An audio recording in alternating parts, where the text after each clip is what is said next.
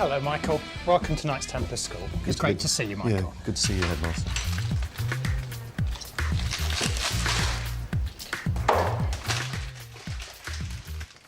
At the end of this building is the Food Technology Department, and that's where you'll be based today. Yeah, and I believe we're serving lunch in the library for the governors. You and the Year 11 students will be cooking the lunch for us. Absolutely, the students will be fully involved in cooking with me. Yeah, do the pastry in one batch, but do the frangipane in two batches, I think. Is that all right? Risotto's here as well. They've got two things, but there's three of them. Michael sent me a list of menus, and then I went shopping yesterday afternoon, and then we had to come back, and Jill and I spent a long time sorting out the trays and getting them made up according to the recipes. There's little things like the flowers, you've got to remember the flowers, and checking that all the governors have been invited and bits and pieces like that. You've got the menu written up on the board. Yep, and who's cooking what? I just sort of kind of went along the spring Mediterranean route, which is, you know, the cuisine I love to cook anyway.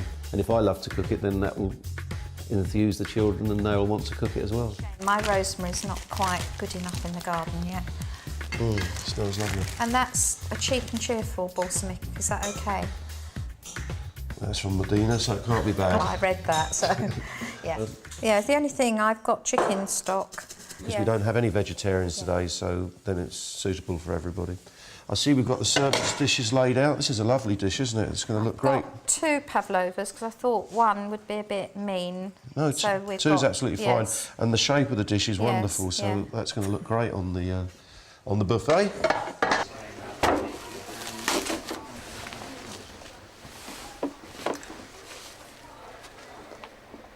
Right, good morning everyone. Good morning, Chef. Right, today we're obviously cooking lunch for the governors and the headmaster. You're here because you're all budding chefs. I've heard from your teacher that you all do an excellent job in the kitchen.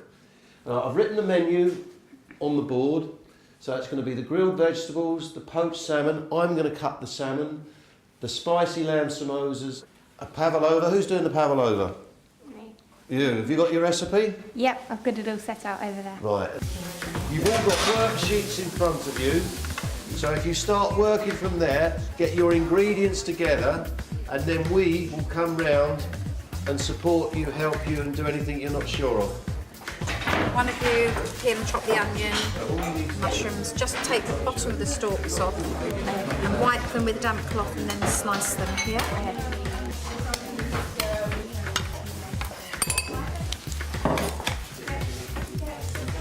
Right, lovely. Okay. Lovely. And then we're just going to season it.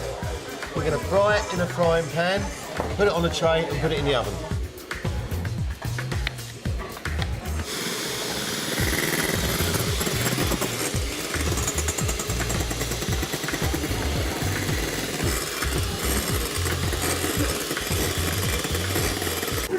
I'm doing salmon with asparagus and cucumber. And that's going to be a starter.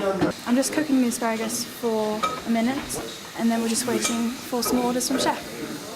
I'm spreading out the meringue so that when it's cooked it will make like an oblong shape, meaning that I can spread on the filling and then roll it. I'm not really worried about the top appearance of the meringue because when it's rolled it will come out like a nice even texture. So this is going to have double cream and strawberries with it when it's rolled. Roll along the top.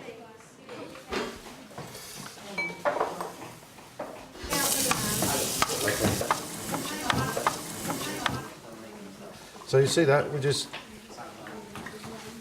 come underneath. It looks good, it's nice and pink, isn't it? Just take a little bit of butter and butter the tray.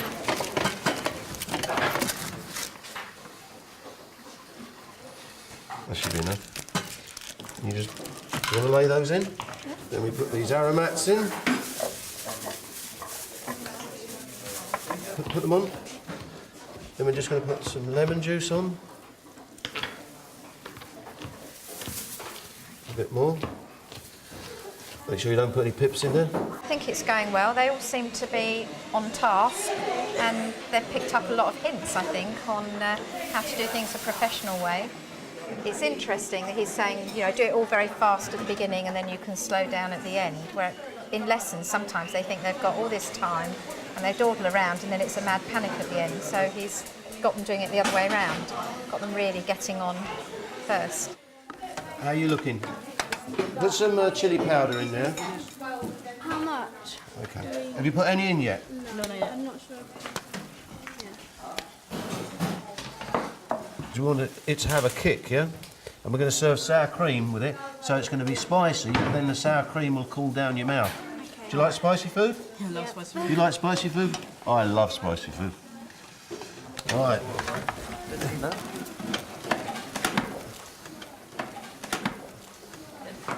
Fantastic. Right, guys, we've got 1 hour to go. Yeah? As far as I can make out, we're well on the way.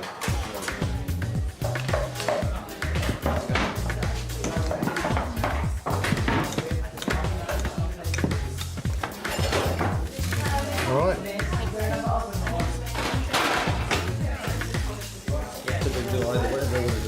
Make a pot of stock up here.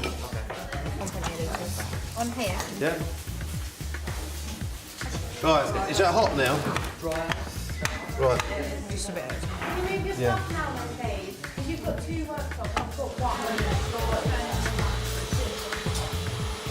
Here we go.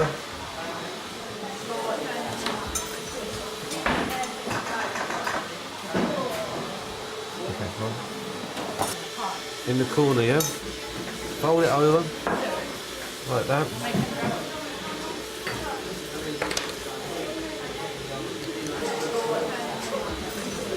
That last bit. Over again. And then brush it with oil, and then we're going to put them in the oven, yeah? Yeah, it's quite a small one. Yeah. So you want 8 small ones, 16 small ones, and then slice the rest. Okay. Right.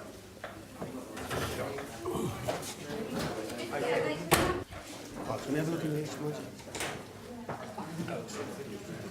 How's my samosas? Good, chef. We've got a lot of dishes going on, and they all need a lot of attention at the end. And the chef's managing to whiz around all of them, and he seems to be everywhere, which is great. Yeah. Don't keep stirring it. The more you stir it, the rice releases the starch and it thickens it. That's it. Don't keep stirring it. The more... Okay. Right. Add some parmesan. I want some more stock. It's getting to the stage now where we should be getting ready to plate up, and they're still working, so I'm just hoping it's going to be on time. So it's a bit of a last-minute rush at the moment. So.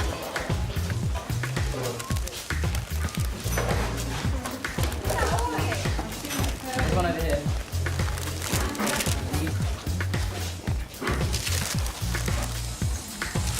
Oh, that looks pretty impressive, doesn't it?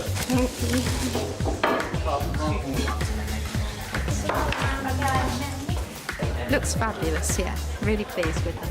And they've done me proud. Go on then, down it goes. So the starters are down. We've just got the samosas to come. They're the last starters. And then the others are going on the hot plate.